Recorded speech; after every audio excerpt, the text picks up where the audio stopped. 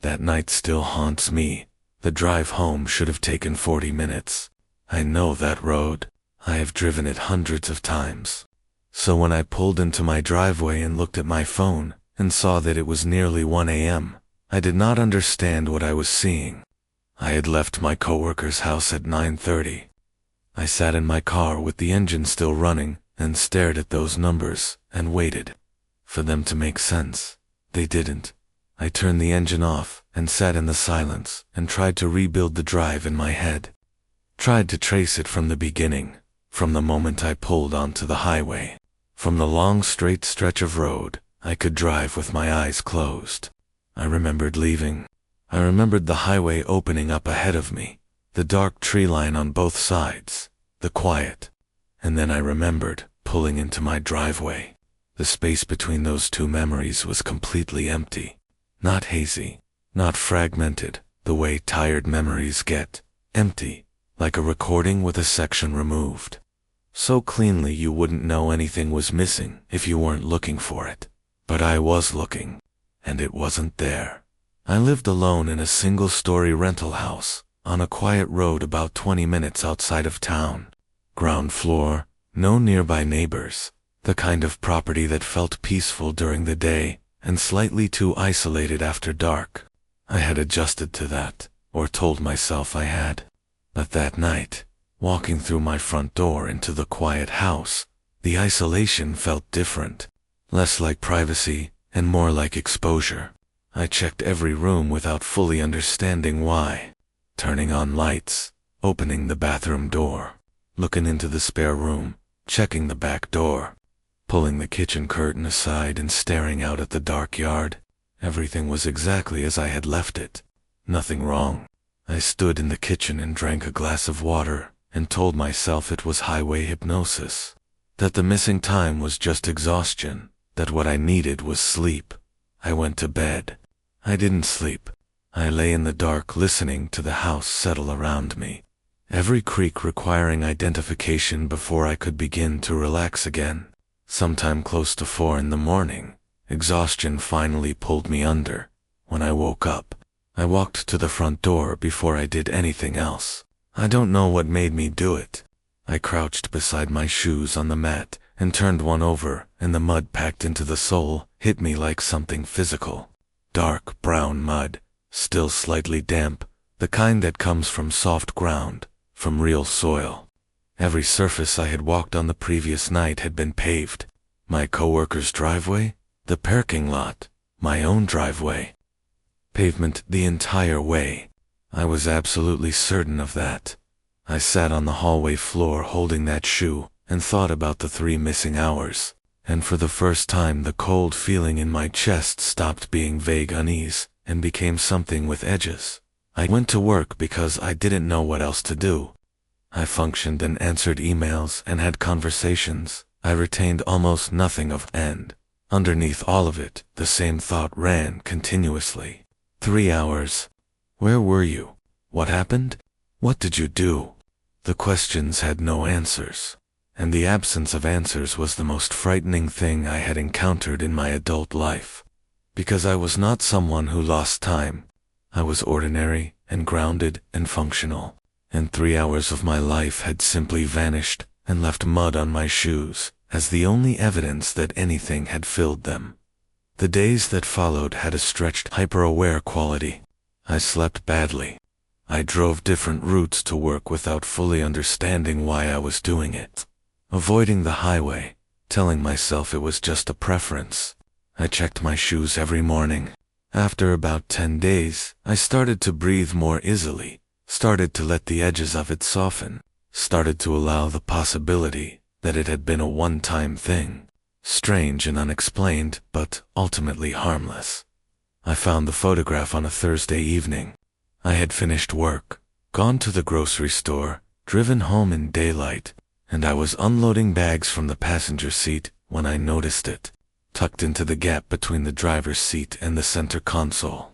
A folded piece of photo paper. I pulled it out and unfolded it and stood beside my open car door in the fading light and looked at it. It showed a road at night, a straight 2-lane road with trees pressing in on both sides. lit only by the headlights of a car cutting through the darkness ahead. The photograph had been taken from directly behind the car, close behind it, close enough to see the silhouette of a person's head through the rear window. The person driving? The person alone on a dark road at night. I recognized the car before anything else. The model, the color, the exact way the taillights looked in the dark. Then the road. Then I looked at the back of the driver's head visible through the rear window, and the ground shifted under me in a way that had nothing to do with the physical world. That was my car. That was my road. That was me. Someone had been behind me that night, close enough to photograph through my rear window, close enough to be practically touching my bumper, and I had no memory of any other vehicle, no memory of headlights in my mirror, no memory of anything except leaving and arriving. And somehow this photograph, taken from outside my moving car, had ended up inside it, in a gap between the seat and the console that no one could reach without. Opening my door, I stood in my driveway until the light was completely gone. Then I went inside and called the police. The officer who came out was thorough and polite. He took the photograph and asked the right questions and told me to lock my doors and call if anything else happened. He left, and I stood at my front window and watched his car pull away and felt the silence close back in around me, like water. I ordered 3 security cameras the next morning and had them installed by the end of the week. 1 above the front door, 1 above the back door, 1 covering the driveway and the road. I downloaded the app, tested all 3 feeds, and felt the grim satisfaction of someone who has decided that if something is coming, they will at least see it first. The cameras helped in practical terms, but not psychological ones. Checking the feeds became compulsive, every hour in the evenings, cycling through all 3 views, watching still images of my empty driveway and dark yard and quiet road. The act of watching, of constantly scanning for something wrong, did something to my relationship with the property that I couldn't undo. Every normal view confirmed nothing was happening right now, but it didn't confirm nothing had happened earlier, and the constant anticipation began wearing me down in a way that felt deliberate, like that was precisely the point. The motion alert came 5 weeks after the missing night. I was in bed when my phone lit up. I opened the app, and the back door camera was offline.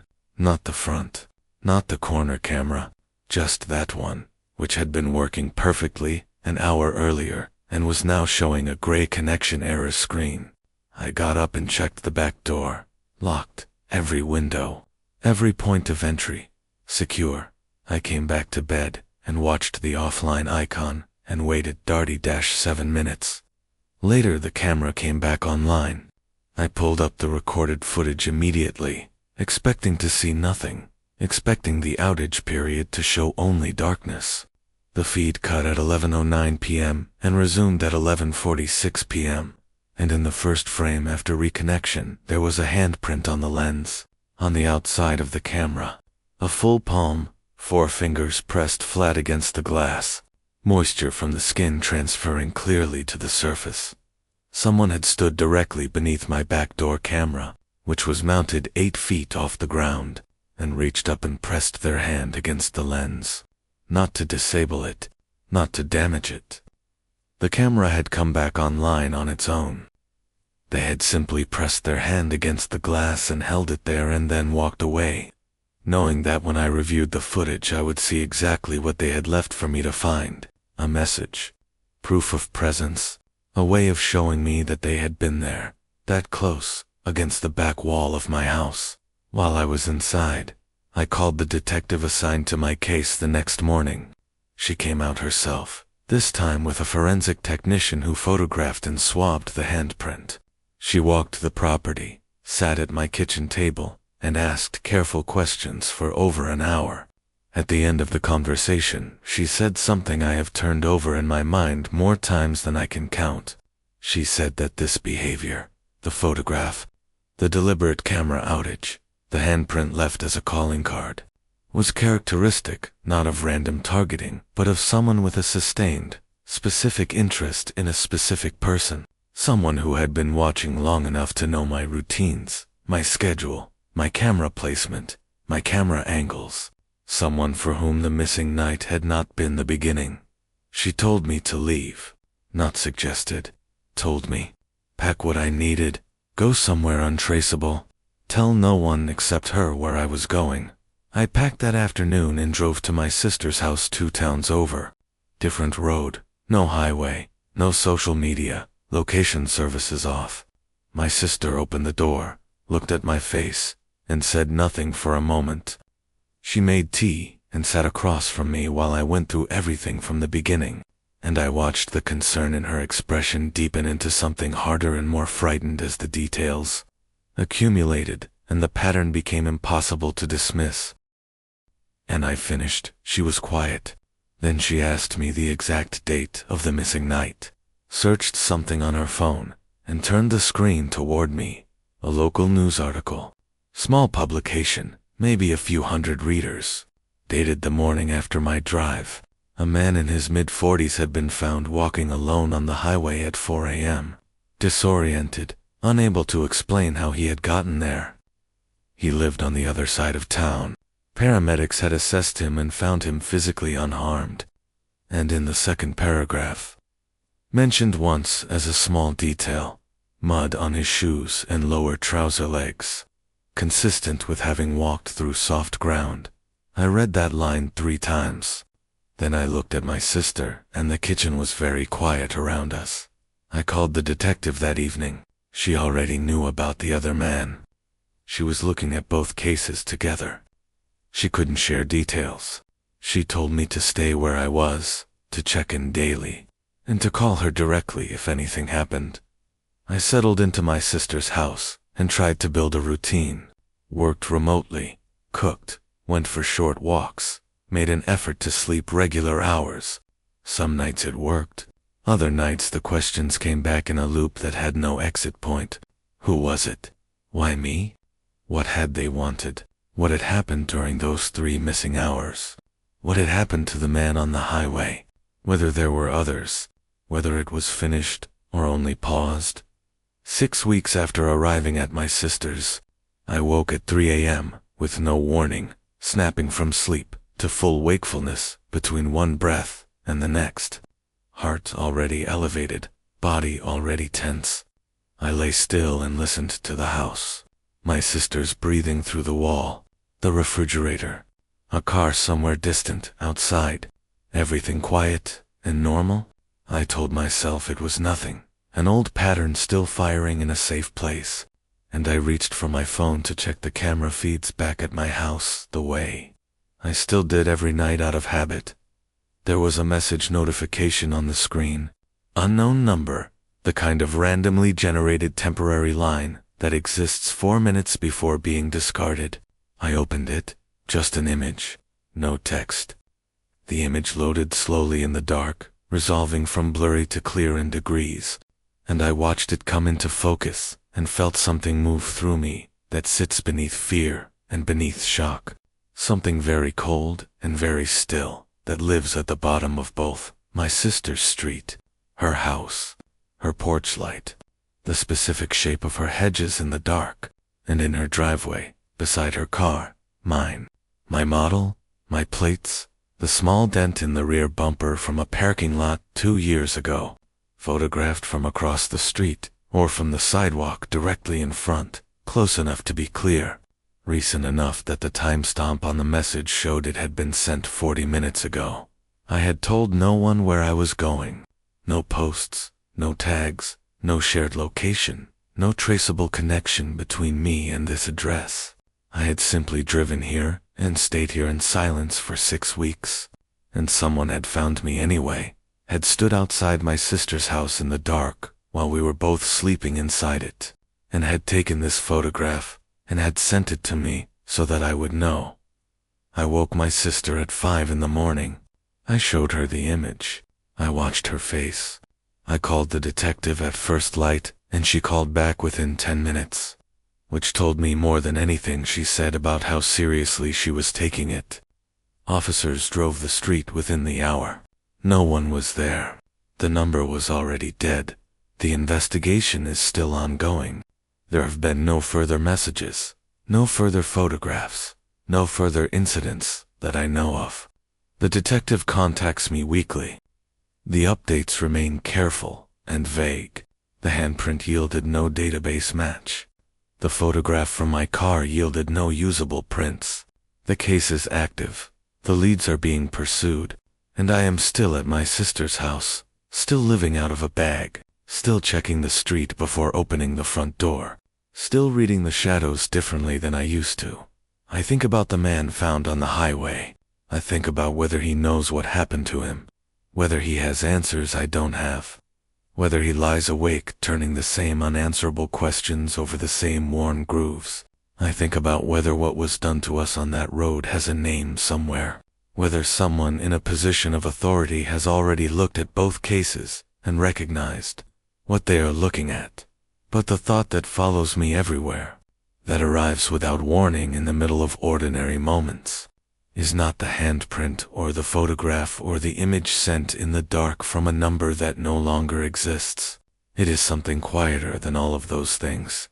It is the question of how long before that first night they were already watching.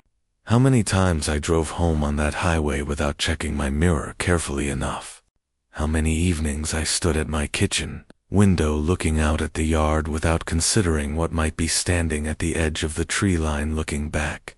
How many mornings I woke up with that vague, sourceless unease I blamed on bad sleep or loneliness. Never once, considering that the unease might have been information, that some part of me might have already been registering something real and present and close. How long before I noticed. How long they were already there. That is the part that never leaves. That is the part that sits with me in every quiet room, that wakes me at 3 a.m., that makes me reach for my phone before I am fully conscious. That is the part that still haunts me,